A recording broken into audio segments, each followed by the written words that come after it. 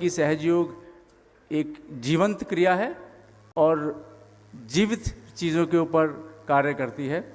जिस प्रकार सहजयोग मनुष्य के ऊपर कार्य करता है, उसी प्रकार सहजयोग पेड़ पौधों के ऊपर भी कार्य करता है। तो किस प्रकार से कार्य करता है, उसके लिए मयंक गुप्ता जी अपनी इन्फॉर्मेशन साझा करेंगे। जय श्री माता जी।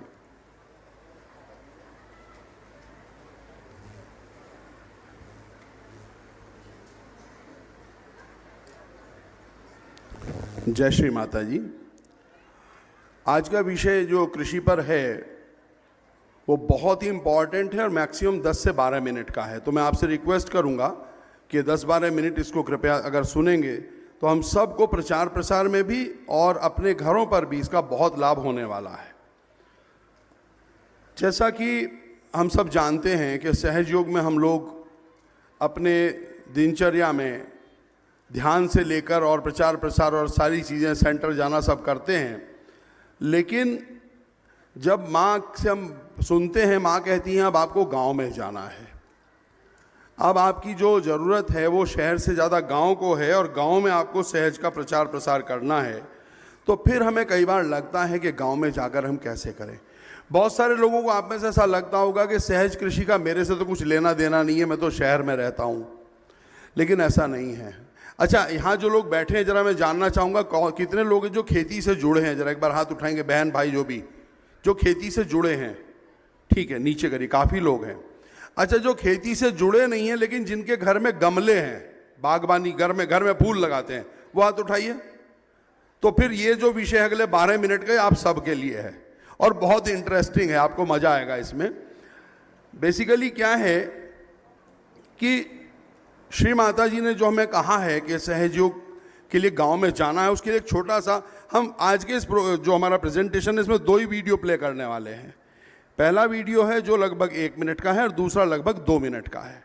उसी में हम उसको ध्यान से सुनेंगे तो हम सहजयोग जो सहज ग्रामीण मिशन है ये कैसे भूमिका निभाता है, कैसे अभी हम दिन भर सुन रहे हैं, अभी थोड़ी देर पहले अभी चंद्रकांत जी ने भी कहा, उसके पहले चौबे जी ने भी कहा कि हम वाइब्रेशंस को पेड़ों को भी दे सकते हैं। हमारे हाथों से श्री गणेश तत्व बह रहा है और जब हम बात सहज कृषि करते हैं तो शुद्ध रूप से हम श्री गणेश तत्व की बात करते हैं। माँ भी कहती है अगर मूलाधार आपका स्वच्छ करना है तो आप घास पर बैठिए, आप घास पर चलिए, आप प्रकृति को निहारिए, आप पेड़ों को देखिए, आप वनस्पति के निकट जाइए। तो जो भी प्रकृति है हमारी, जो 5 तत्व हैं, उन 5 तत्वों से ही सारी कृषि और हम सब बने हैं और उनको समायोजित करना चैतन्य के द्वारा, उनको एक जगह फोकस कर देना। जैसे हम अपने चैतन्य को किसी को वाइब्रेशंस देने के लिए फोकस करते हैं, ऐसे ही हम कृषि में भी इसका उपयोग करते हैं, जो बहुत ही सरल है और इसको अभी हम समझते हैं। पहले हम माँ का छोटा सा एक टॉक है, उसको सुनते हैं। पहला वीडियो भैया प्ले कर दीजिए, वीडियो है, ध्यान से देखेंगे। सहयोग है, इसलिए मुझे आपसे विनती करनी है, खास करके ऐसे लोगों से जो बहुत अपने को विद्वान समझते हैं। वो लोग, कल जैसे मैंने दिल्ली वालों के सुना तो मुझे बड़ी अंदर से खुशी हुई कि हमारे देहातों में भी सहयोग फैल रहा है। हमें इस देहातों में ही सहयोग फैलाना है, शहरों में फैलाने की कोई ज़रूरत नहीं, वो तो अपने आप फैल जाएगा। सबसे ज़्यादा हमें तो मेहनत करनी है वो देहातों में, और जो देहातों में हो जाए तो हम लोग तो देहात में रहते हैं, शहरों में तो बहुत कम लोग रहते हैं और उनको कोई मतलब भी नहीं है, वो उसी संपदा के पीछे में है जो नश्वर है। इसलिए जब देहात में ये चीज़ शुरू हो जाए और जो हमारे पढ़े लिखे लोग हैं ये देहातों में जाकर सहयोग फैला, उससे बड़ा लाभ हो जाए। लेकिन उनके सामने अपने बड़प्पन दिखाने की ज़रूरत नहीं, उनसे बहुत प्यार से, उनसे दुलार से बात करनी चाहिए और उनको समझाना चाहिए कि भाई ये एक ऐसी अच्छी चीज़ मिल गई है, इससे हमारी सारी तकलीफ़ें, सब जितना भी दुख है वो सब मिट जाए। और मुझे ये आशा है कि एक बार ये क्रांति हमारे देहातों में शुरू हो जाएगी तो सारे दुनिया में फैल सकती है। इसलिए इनको देहातों में ही शुरू करनी चाहिए, ज़्यादा ध्यान देहातों की तरफ होना चाहिए बजाय इसके कि शहरों की तरफ। और एक दिन ऐसा ज़रूर आएगा, मुझे मालूम है कि ये चीज़ बहुत बहुत ज़ोरों में फैल सकती है। आप सबको मेरा अनंत आशीर्वाद।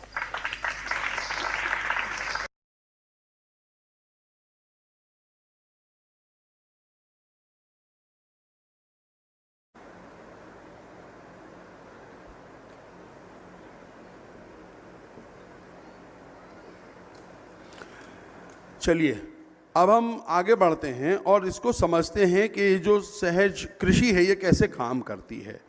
पहली बात ये कहाँ कहाँ काम करती है। कई बार ये लगता है हमें सहज कृषि का नाम सुनकर कि सिर्फ ये फसलों पर काम करेगी, पर ऐसा नहीं है। हम में से बहुत सारे लोग ऐसे होंगे जिनके घर में गाय, भैंस, बकरी, मुर्गी, ऐसा कुछ है क्या किसी के यहाँ? घर में दूध होता है, गाय, भैंस, बकरी कुछ है क्या? कुछ लोगों के यहाँ है, काफ़ी लोगों के यहाँ है। तो जैसे हम कृषि के और उत्पादों पर काम करते हैं, तो जो भी जीवित चीज़ें हैं, जो भी जीवित लोग हैं, उनके ऊपर हम काम कर सकते हैं। सहज कृषि कहाँ कहाँ काम करता है? हमारी सारी कृषि की फसलों पर, हमारी बागवानी पर, हमारी सब्जियों पर, हम अगर मुर्गी पालन करते हैं उस पर, हमारे अंदर पशुपालन होता है, हमारे मछली पालन कोई करता है, कोई मधुमक्खी पालन करता है, कुछ भी अगर आप करते हैं तो उसमें सहज कृषि कार्य करती है और उसी को हम यहाँ पर समझेंगे कैसे करती है। सहज कृषि काम कैसे करती है? जैसे मैंने बताया, माँ ने हमको सिखाया है कि पांचों तत्व वो हम परम चैतन्य के द्वारा हम उनको नियंत्रित कर सकते हैं, संचालित कर सकते हैं और जहाँ आवश्यकता है वहाँ उनको भेज सकते हैं। तो पांचों तत्वों में क्या है? भूमि है, आकाश है, अग्नि है, वायु है, जल है, इन सब का हम उपयोग करते हैं। अच्छा, आप लोग सब घर में वाइब्रेटेड वाटर तो यूज़ करते हैं ना? चैतन्य जल, जरा एक बार हाथ उठाइए जो लोग करते हैं। ठीक है, अब कृषि में हमको और क्या एडिशनल करना है?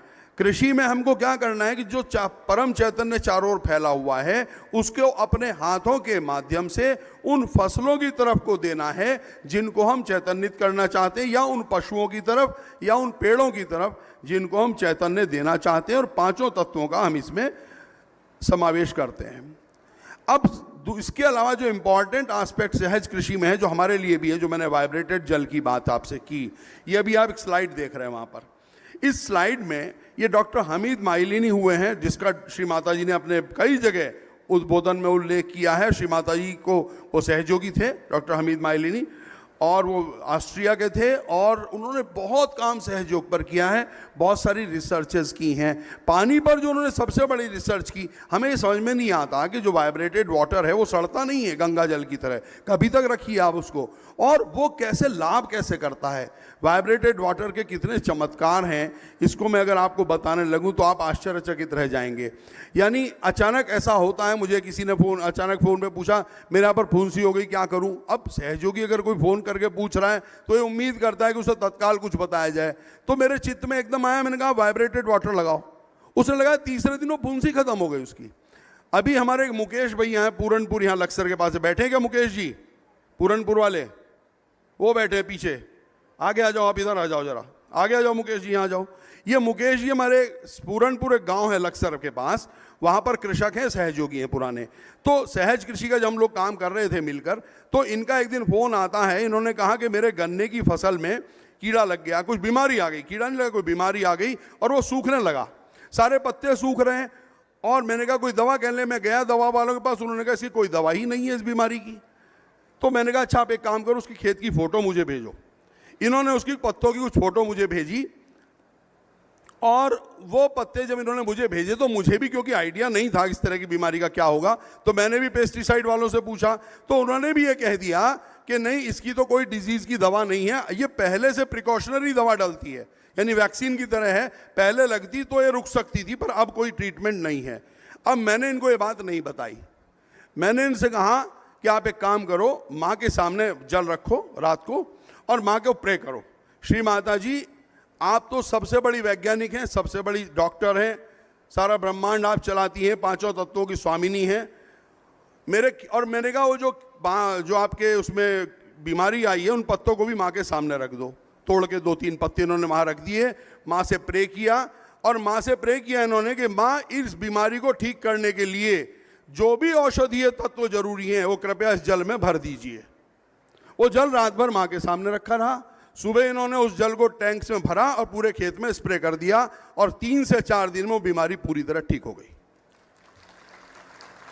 कहाँ, इधर आ जाओ भैया, मुकेश भैया, मुकेश भैया को आप लोग देख भी लेंगे तो प्रत्यक्ष भी समझ में आ जाएगा, इन्हीं के खेत में वो हुआ है, तो ये मुकेश जी हैं।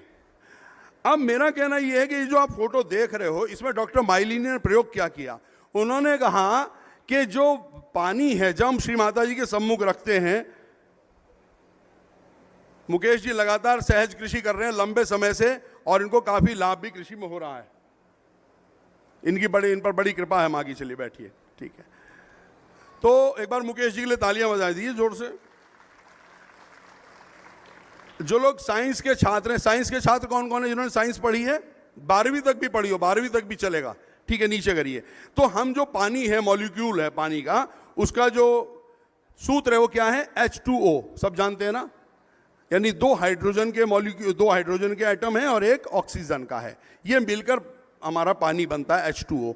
H2O में क्या होता है कि जब ये 2 हाइड्रोजन के एटम्स हैं, वो आप देख रहे हैं, वो जब ये पीपीटी पे रखो, पीपीटी पर, हाँ, तो ये क्या होता है, इन दोनों के बीच में एक एंगल है, कोण है, जिसे हम बॉन्ड एंगल कहते हैं, जो बॉन्डेज होता है। इसको, इस बॉन्ड एंगल का, जो पानी का बॉन्ड एंगल है, ये 104.5 डिग्री होता है, 104.5 डिग्रीज। डॉक्टर हमीद माइली ने रिसर्च किया कि जब ये माँ के सामने रख देते हैं पानी को और ये वाइब्रेट हो जाता है, तो उसका बॉन्ड एंगल चेंज हो जाता है पानी का, यानी हाइड्रोजन के मॉलिक्यूल्स अपने से दूर चले जाते हैं और उनके बीच में जो एंगल है वो 108 डिग्री हो जाता है, 108.45 डिग्रीज। और ये जो बॉन्ड एंगल चेंज होता है, इसके कारण से उसमें विशेष गुणवत्ता आ जाती है, जिससे वो कभी खराब नहीं होता, और उसमें औषधीय गुण आ जाते हैं, जिसको पीने से हमारी बीमारियां भी ठीक होती हैं। और अगर हम अपने पशुओं को पिलाते हैं, उनका स्वास्थ्य ठीक होता है। हम अपनी फसलों पर छिड़कते हैं, वो फसलों की बीमारियां ठीक होती हैं। हम अपने खेतों में सिंचाई में डालते हैं, तो उनमें स्वाभाविक रूप से उनकी गुणवत्ता, उनकी पोषकता बढ़ जाती है। हमारी जो सहज कृषि है, काहे काहे पर काम करती है? फूलों पर काम करती है, अगर आप फूलों की खेती करते हैं। और डॉक्टर हमीद माइली ने इस सहज कृषि के उपयोग से जो सूरजमुखी की पैदावार करके दिखाई, तो उन्होंने बताया कि सूरजमुखी की पैदावार में, सूरजमुखी की जो बढ़वार हुई 75 to 80% से बढ़कर 95 से 100% तक हो गई, और यानी 20-25% की उसमें बढ़ोतरी आई सहज कृषि के उपयोग से, और सहज जो वाइब्रेटेड जल है उससे। जितनी भी अनाज है, दलहन है, तिलहन है, उन सब पर यह कारगर होती है।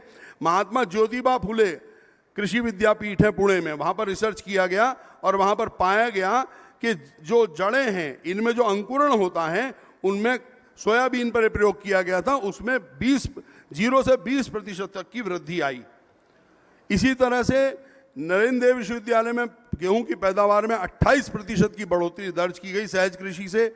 इसी तरह से मक्का की उत्पादन में वृद्धि पाई गई, इसी तरह से धान की पैदावार में। ये रिसर्चेस हैं जो अलग अलग विश्वविद्यालयों ने की हैं, खाली ये काल्पनिक बातें नहीं हैं। मूंगफली की पैदावार में, इसी तरह से गेहूं की पैदावार में, जई चारे के उत्पादन में वृद्धि आई, सरसों की पैदावार में वृद्धि आई, सब्जियों पर प्रभाव हुए।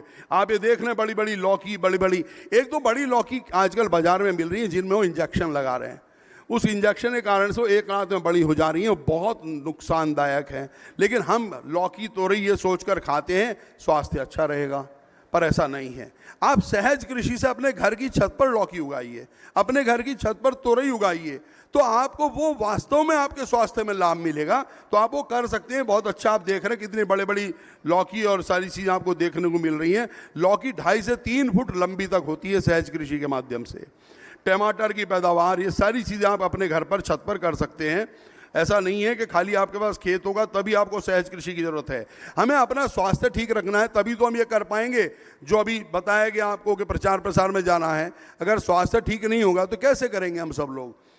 इसी तरह से फलों पर अगर हम प्रयोग करते हैं तो उस पर भी इसी तरह के इसके बहुत आकर्षक परिणाम हैं। पपीते की फसल पर प्रयोग हुए हैं, मुर्गियों पर प्रयोग हुए हैं सहज कृषि के, और मुर्गियों के जो पक्षी थे उनके वजन में इंप्रूवमेंट हो गया, उनके अंडे देने की क्षमता बढ़ गई। पशुओं पर यानी गौओं पर प्रयोग किए गए, और गौओं पर उनके दूध उत्पादन में पता कितनी वृद्धि हुई? 1-2 किलो नहीं, 70%। अगर कोई गाय आपकी 5 किलो दूध देती है तो वो 8.5 किलो तक दे सकती है। सिर्फ सहज का उपयोग करना। क्या करोगे आप गाय को? जो उसको आप चारा, जैसे आप अपना भोजन वाइब्रेट करते हैं ना, करते हैं सब लोग खाने से पहले, ऐसे ही आपको गाय के चारे को भी वाइब्रेट करना है। गाय को जो आप पानी दे रहे हो उसमें वाइब्रेटेड जल मिलाना है। जब आपको समय हो, कहीं आप प्रचार प्रसार में नहीं जा रहे, थोड़ी देर गाय के पास खड़े होकर उसको वाइब्रेशंस दो, अपने आप उसके दूध देने की क्षमता में वृद्धि होगी। एक दूध की गुणवत्ता में सुधार होगा। और गाय के बारे में आपको एक विशेष बात बताना चाहता हूं, जो लोग पुराने हैं शायद जानते होंगे। अभी तो हम गाय खूंटे से बांध कर रखते हैं और वो वहीं पर हम उसको चारा डालते हैं। पहले ऐसा नहीं होता था, गाय खुली रहती थी। भगवान कृष्ण को आपने देखा है ना, वो खूंटे पे बंधी हुई गाय को चारा डाल रहे हैं क्या? वो लेके जाते हैं जंगल में, खेत में, और बांसुरी बजाते हैं, फिर वो आ जाती है शाम को। गौधूली बेला होती है, उसके बेला का नाम ही गौधूली है। गौधूली बेला मतलब जब गौएं घर वापस लौटती है और उनके जो चलती हैं, दौड़ती हैं, तो उनके पैरों से जो धूल उड़ती है, उस बेला को गौधूली बेला कहते हैं, गौओं से उड़ने वाली धूल को। तो गौ का तो कितना बड़ा महत्व है। और एक और बात, भगवान कृष्ण का नाम आया, कृषि का काम भी भगवान कृष्ण के समय से ही शुरू हुआ है, इसलिए कृषि हमारे विशुद्धि चक्र से जुड़ा है। अगर आप कृषि का काम में थोड़ा बहुत भी बागबानी में काम करेंगे तो आपका विशुद्धि चक्र भी स्वच्छ होगा, ये भी ध्यान रखिएगा। तो आप क्या करते, भगवान कृष्ण गौओं को छोड़ देते थे, खुला जाती थी, खाने जाती थी। गौ इतनी बुद्धिमान होती है कि अगर घर में किसी को कोई बीमारी है तो वो जब चुगने जाती थी खेत में, जंगल में, तो वो उन औषधीय पौधों को खाकर आती थी जिनको दूध में पीने से उसकी घर के सदस्य की बीमारी ठीक हो जाती थी। ये गौ के अंदर स्वाभाविक भगवान ने गुण दिया है, लेकिन अभी तो वो सब होता नहीं है। पर हम गौ को वाइब्रेटेड भोजन दें, वाइब्रेटेड पानी दें, तो उससे लाभ मिलेगा।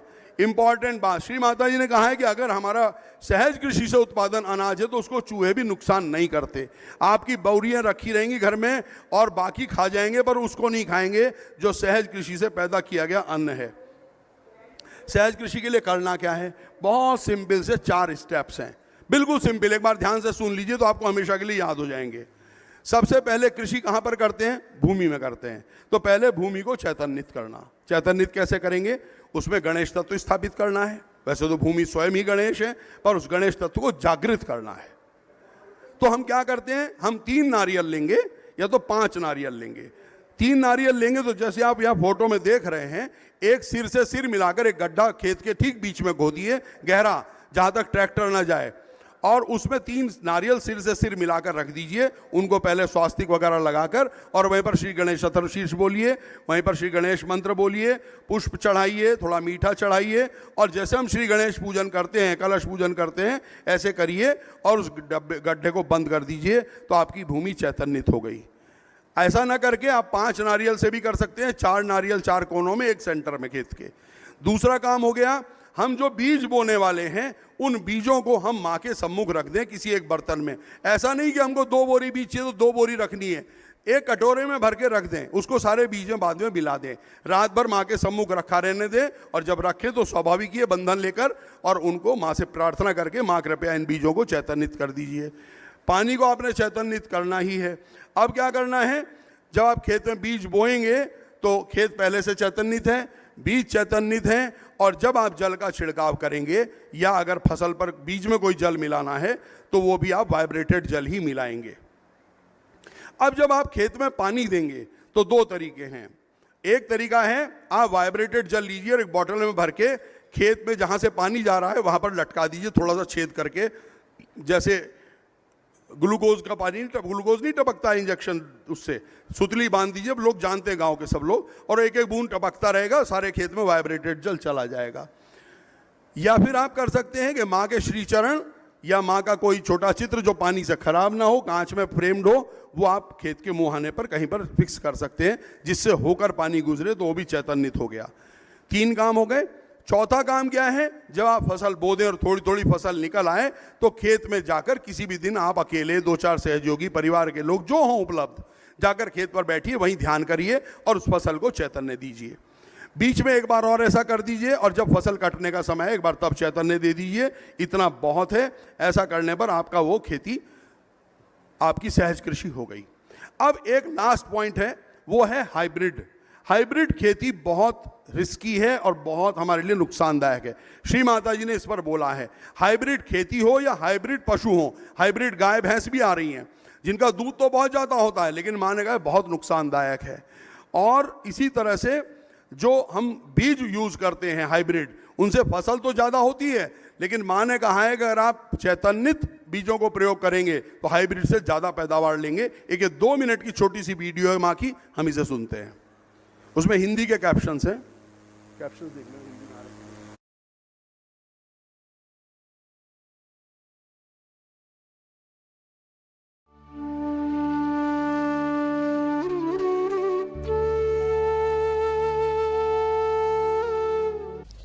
This is about the medicine part of it. In agriculture, we have done lots of research myself. You have somebody here, an expert on agriculture. He's also done a lot of research, and we found out that with vibrations, we start after realization.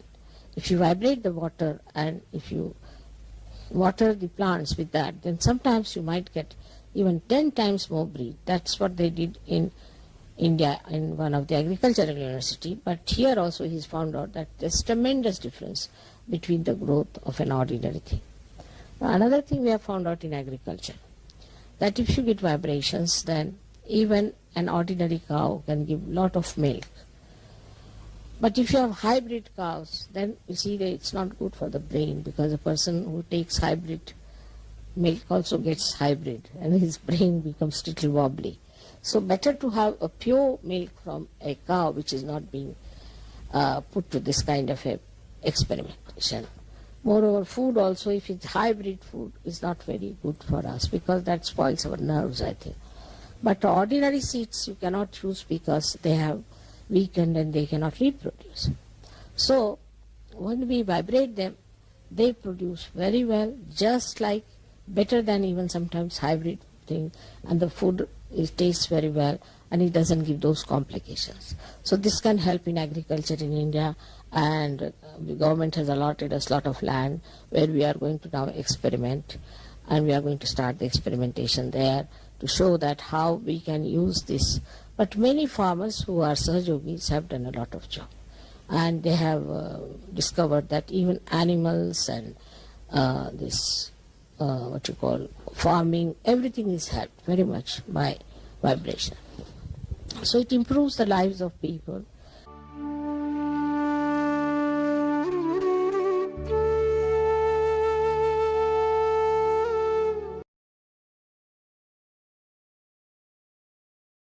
यही बताया है कि hybrid बीज प्रयोग नहीं करने चाहिए, और हाइब्रिड पशुओं का दूध भी हमारे लिए बहुत हानिकारक है, इसलिए हम वही करें जो सामान्य देशी नस्ल की गाय हैं, उन्हीं का प्रयोग करें। जो लोग घर पर, बहुत सारी बहनों ने, भाइयों ने हाथ उठाया था जो खेती से जुड़े नहीं है पर घर पर गमले हैं, उनके लिए स्लाइड है, जरा ध्यान से देखेंगे। क्या करना है आपको अपने घर के गमले में, पहले आपको विश्वास होना चाहिए इसके लिए ये करने का प्रयोग है, फिर तो आप सब में करिएगा। तो आप 2 एक साथ गमले लीजिए या छोटे कोई कुल्हड़ ले लीजिए, उनमें एक जैसी मिट्टी डालिए, जो भी खाद वाद मिलाना है मिलाकर समान मात्रा में। सबसे पहले स्टेप 1 आप पढ़ रहे होंगे वहाँ पर, और उनमें से जो थोड़ी सी मिट्टी को पहले माँ के सामने रख दीजिए चैतन्यित होने के लिए, श्री गणेश तत्व स्थापित होने के लिए, और वो मिट्टी एक गमले में डालिए, दूसरे में मत डालिए, दूसरे में सामान्य मिट्टी रखिए। उसके बाद दोनों गमलों में एक में वाइब्रेटेड सीड डालिए, एक में बिना वाइब्रेटेड सीड डालिए। सेम एक जैसे बीज होने चाहिए, एक ही चीज़ के होने चाहिए। फिर उसके बाद एक गमले में आप खुद अपने हाथ से सामान्य पानी दीजिए और एक में चैतन्यित जल दीजिए। और उसके बाद जब आप ध्यान करके आते हैं तो उस एक गमले को जिसको आपने चैतन्यित बनाया उस पर कोई निशान लगा दीजिए, लिख दीजिए, उसको आप वाइब्रेशन दीजिए डेली। और इसके बाद आप उनकी ग्रोथ में अंतर देखिए, उनमें जो पैदावार आएगी, आपने मिर्च लगाई, टमाटर लगाया, फूल लगाया, कुछ भी लगाया, जब आप उनमें अंतर देखेंगे तो आपको स्वतः समझ में आ जाएगा कि थोड़ा बहुत नहीं, बहुत ज़्यादा अंतर आपको उनमें मिलेगा। और जब आपको परिणाम मिल जाए उसके बाद तो फिर आप सब में ऐसा करते रह सकते हैं। और आपको गांव में जाने के लिए भी ये सोचना नहीं है कि मुझे तो गांव के लोगों से बात करना नहीं आता। सहज कृषि को गांव में ले जाना काहे के लिए है? इसलिए नहीं ले जाना कि गांव के किसानों की हमें फसल बढ़ानी है बहुत ज़्यादा, वो अपने आप बढ़ जाएगी। जैसे माँ ने कहा, सहज योग में बीमारियां ठीक करने के लिए नहीं आना है, वो तो अपने आप ठीक हो जाएंगी। लेकिन सहज कृषि के माध्यम से आप किसानों के बीच में आसानी से जा सकते हैं। आप उनको जब ये बताएंगे हम आपकी कृषि कैसे अच्छी हो, इसको बताने के लिए आए हैं, तो वो इकट्ठा भी होंगे। आप उनको रियलाइजेशन देंगे, रियलाइजेशन देने के बाद ही आप उनको सहज कृषि बताना शुरू करेंगे। और उनके खेत चिन्हित करके, ये कुछ आप देख रहे हैं जैसे हमारे लोग काम करते हैं जगह जगह जाकर, आप ये करिए। और जब गांव में जाएं तो सिर्फ सहज कृषि का कुल मिलाकर उद्देश्य तो उस व्यक्ति को सहयोगी बनाना है। जब वो सहयोगी बन जाएगा तो सब होगा। और जब आप उस गांव में जाएं तो उस गांव में स्कूल होगा, जैसे भैया बता रहे थे कि जहाँ पर हम जाते हैं वहाँ स्कूल में भी रियलाइजेशन कराते हैं। गांव में कोई सेल्फ हेल्प ग्रुप होगा, महिलाओं का स्वयं सहायता समूह होगा, उनको ढूंढिए। गांव में कोई और ऐसे लोग होंगे जिनके बीच में आप रिलेशन दे सकते हैं, तो आपको जाकर गांव में जाना है। और जो मैंने शुरू में कहा कि सहज कृषि के माध्यम से हम ग्रामीण क्षेत्र में जाएंगे, और मुझे लगता है कि हम सब माँ के संदेश को समझकर सहज कृषि के कार्य में लगेंगे। बहुत बहुत धन्यवाद। जय श्री माता जी।